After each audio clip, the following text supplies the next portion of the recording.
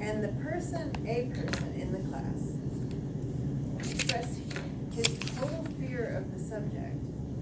He was sure that sexual harassment was something women did to get back at people in the office. Wow. Yeah, he was fearful that he would be accused. He didn't feel like it was actually something that happened. He just was afraid it would happen to him, that you'd be accused. So that was an interesting look.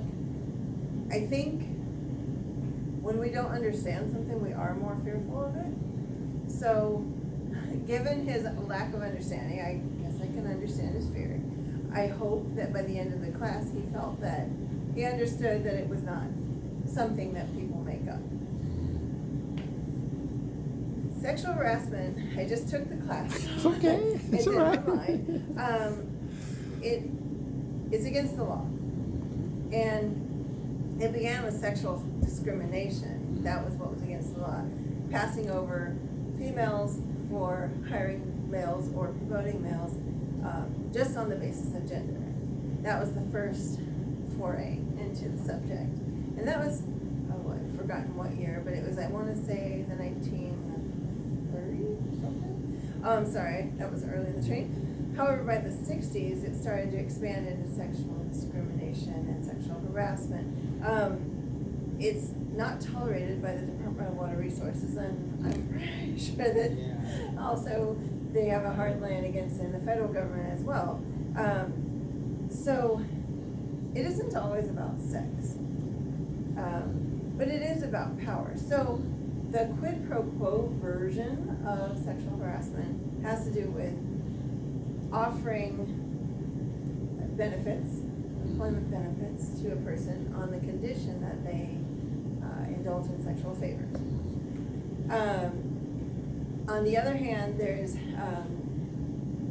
a hostile work environment type of sexual harassment that has to do with making comments. It doesn't mean that employment conditions are set on the response, but it creates a hostile environment for the employee. It could be come-ons, it could be jokes that are told in the presence of the person or in their hearing.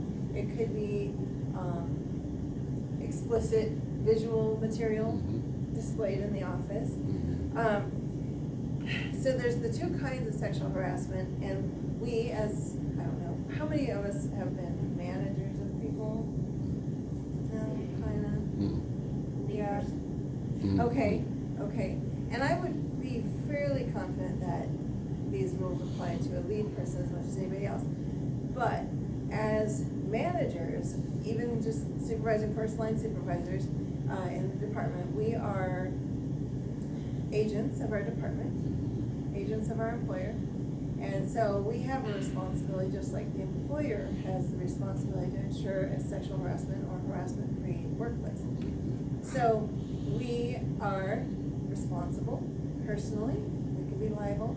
We could be sued for not taking action when sexual harassment occurs, and whether we knew or should have known. There's not a lot of room for, I didn't know. So it's not Didn't my know. job. Didn't see it. Right? However, it's the responsibility of everybody to ensure that we have a sexual harassment and discrimination-free workplace. So even a person who's a coworker has an obligation to report if anything happens that is of a discriminatory nature. That person who experiences sexual harassment is encouraged to report it. They're encouraged to report it. The person who takes the complaint needs to take it seriously. They should express that they will be helping. Even if the person says, oh, I don't want you to tell anybody, I just wanted you to know. The supervisor or the person taking the complaint does not have that discretion. They are obligated to report it to higher management or to our equal opportunity office so that an investigation can take place. The employees have rights to have that investigation take place. They also have a right to get a report on what the decision was, a written report of the decision that was made. So as a supervisor, great aspiration never to be named in such a suit. No, that's a bad In day. addition, I also want to uphold what the requirement is, uphold the standard so that our place of employment is somewhere where people can do their best work. They can report to work feeling safe and be productive. And we have a greater mission, delivering water or power. Different things, teaching people, you know, that's why we're there at work. So it's not to police people, but nor is it to harass people. So we want to keep discrimination and sexual harassment out of the workplace so that we can all do the job that we were hired to do and do it in our best way possible. I should note that when a person files a complaint, they are meant to be guaranteed that there will be no retaliation against them as a result of making a complaint. If then the next time they are up for a performance review, so if it's explicitly stated, gee, you know, you do good work, but I know you created that complaint and it created a problem for the office.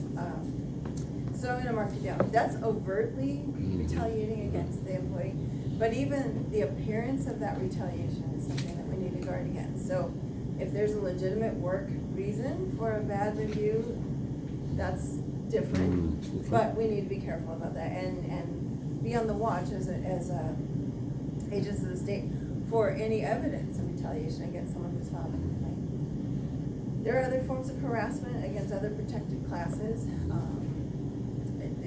Gender identity, gender expression, religion, race, place of origin. I can think of a few more, but they should be treated the same way. If somebody has a complaint on the basis of racial discrimination or gender identity discrimination or hostile workplace, we need to take those just as seriously. I hope this helps. I know it's kind of a lot at one time, but it was on my mind and I want to make sure to share. And some of you may be going through this training yourselves. Awesome. All right. Mr. Joseph. All right.